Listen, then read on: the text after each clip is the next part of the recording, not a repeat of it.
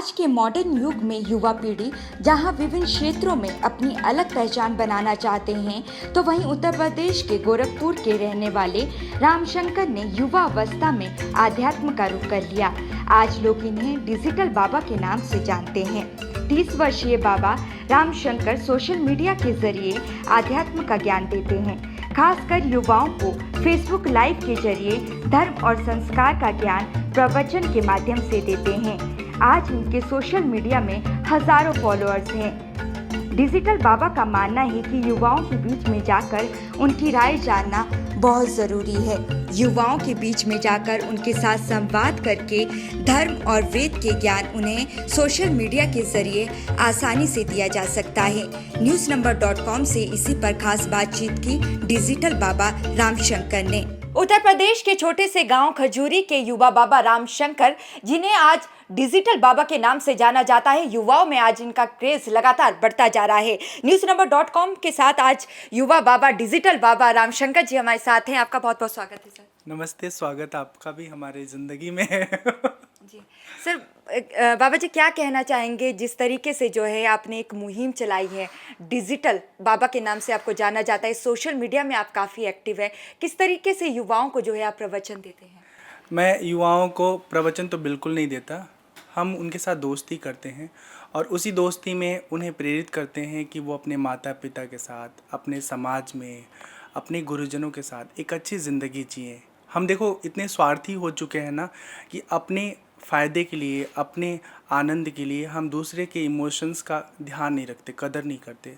हमें सोचना होगा कि हमें जो चाहिए उसमें कहीं दूसरा हर्ट तो नहीं हो रहा है। अगर हमें संवेदना बन जाए, हम संवेदनशील हो जाएं, तो सबके लिए हम अच्छे होंगे।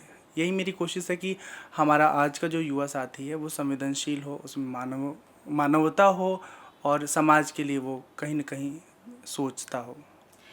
सोशल मीडिया में किस तरीके के से आप जो है युवाओं के पास जाते हैं, युवाओं के बीच जाते हैं, कैसे उनको प्रेरित करते हैं? अक्सर आप सबने देखा होगा कि प्रवचन के लिए बड़े बड़े पंडाल लगते हैं और बाबा जी लोग बड़ी बड़ी गाड़ियों से आके उस पंडाल के मंच पर बैठकर भक्तजनों को प्रवचन करते हैं। पर मैं कुछ अलग टाइप का बाबा हूँ। मेरे भी पंडाल सजते हैं जहाँ 5,000 4,000 लोग बैठ के सुनते हैं। लेकिन उसके अलावा भी मैं एक काम करता हूँ कि जहाँ मुझे युवा साथी एक समूह में दिख जाते हैं, चाहे वो बाज़ार हो, चाहे रेलवे स्टेशन हो या कोई सिनेमा हॉल के सामने फिल्म छूटने के बाद का वो सीन हो, वहाँ हम उनके साथ संवाद स्थापित करते हैं और उसमें हमारा विषय होता है सामाजिक विषय, नैतिक विषय और जीवन में आने वाले चुनौती, संघर्ष, और इस पर हम सीधे संवाद को फेसबुक पर लाइव करते हैं और उनका जो विचार है, जो उनकी मानसिक समझ है, उन सबको हम साझा करते हैं। अगर आपकी बात करें तो काफ़ी युवा बाबा हैं, 30 वर्ष की आयु है आपकी। किस वजह से जो है आप जो है साधु बने? क्या वजह रही कि बीकॉम की पढ़ाई के बाद जो है आपने ये रूप धारण किया? इसके पीछे केवल एक सपना था मेरा कि मैं जब जन्म लिया हूँ तो कुछ ऐसा करूँ कि मेरे जीवन का लाभ औरों को मिले। देखिए, आज हम डॉक्टर देखते हैं, इंजीनियर देखते हैं, आर्किटेक्चर देखते हैं, लॉयर देखते हैं, हर सब्जेक्ट के एक्सपर्ट हम समाज में देखते हैं और अपना काम उनसे कराते हैं।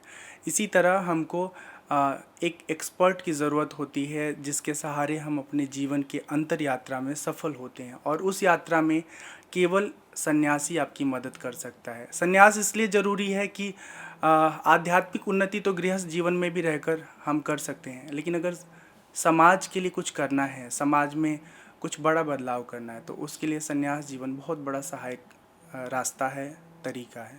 आपको डिजिटल बाबा कहा जाता है, तो इसके पीछे की अगर हम बात करें तो क्या राज है इसके पीछे?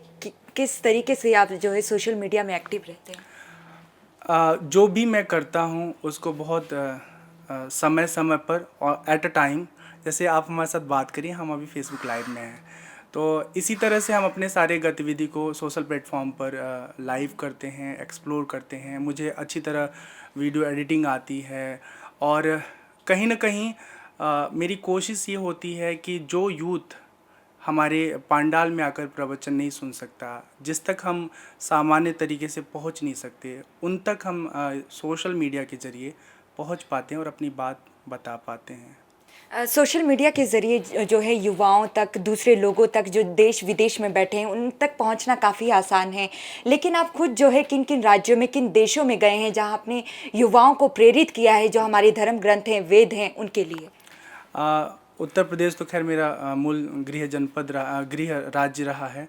उसके अलावा हिमाचल, हरियाणा, पंजाब, गुजरात, महाराष्ट्र, केरल, तमिलनाडु, कर्नाटका, उड़ीसा, झारखंड, बिहार, बहुत सारे राज्यों में, करीब 13 राज्यों में अभी तक हम जा चुके हैं। उसके अलावा पड़ोसी देश, ऐसे भारत के लोग मानते नहीं कि नेपाल विदेश में आता है, क्योंकि हमारे बहुत करीब है, पर एक विदेश दौरा भी मेरा हो चुका है।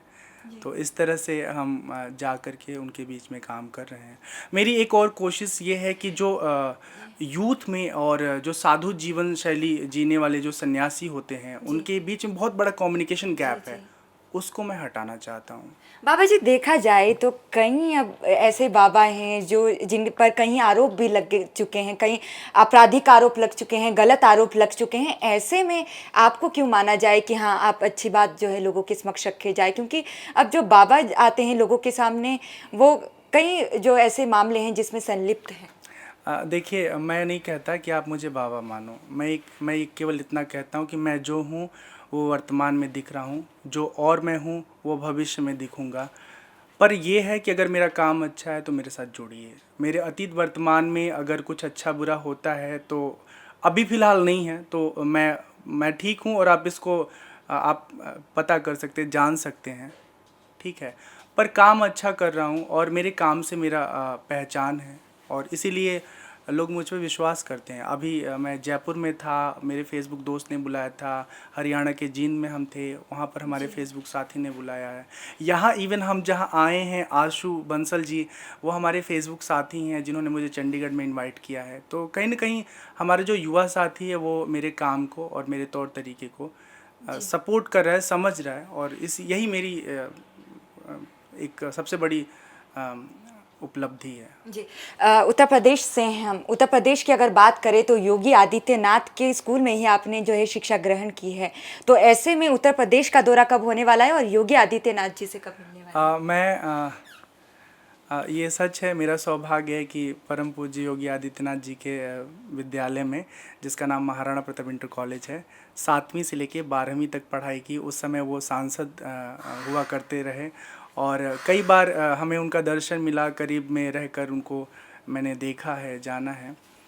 जहाँ तक मिलने की बात है तो मैं अक्टूबर में यूपी जाऊँगा, तो मुझे विश्वास है कि हम मिल पाएंगे और हमें मिलेंगे तो अपना आशीर्वाद हमें ज़रूर देंगे।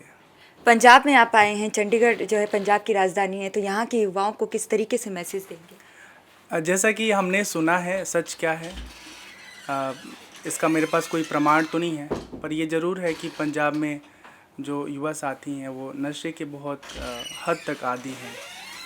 मैं केवल इतना कहना चाहता हूँ कि पंजाब के मेरे नौजवान साथियों, नशा जो है ज़िंदगी में एक पल के लिए आपको आनंद तो दे सकता है, लेकिन आप अगर विचार करेंगे तो आपके जीवन को अंदर से खोखला करता है। तो नशा ऐसी चीज़ से करो ना कि जिसमें जीवन भर के लिए मज़ा आए। ध्यान से करिए, अपने दोस्तों से मिलने का नशा रखिए, अपने परिवार में जीने का नशा रखिए। हाँ, ऐसी नशा मत रखिए जो आपको अंदर से खोखला करता हो।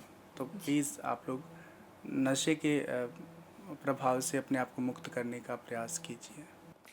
ये थे हमारे साथ newsnumber.com में डिजिटल बाबा, जिन्हें आपने सुना और देखा कि किस तरीके से सोशल मीडिया में जो है युवाओं के साथ किस तरीके से वो जुड़े हैं। वीडियो जर्नलिस्ट सुमित के साथ मोहाली से newsnumber.com के लिए ईशा ठाकुर। आज के दौर में आम जनता ही नहीं बल्कि नेताओं से लेकर फिल्मी हस्तियां सोशल मीडिया के जरिए अपनी बात सभी के समक्ष रखते हैं। सोशल मीडिया के जरिए अपनी बात को रखना सबसे आसान तरीका माना जाता है। यही वजह है कि आज के डिजिटल युग में बाबा रामशंकर ने धर्म वेदों के ज्ञान को युवा पीढ़ी तक पहुंचाने के लिए सोशल मीडिया का सहारा लिया।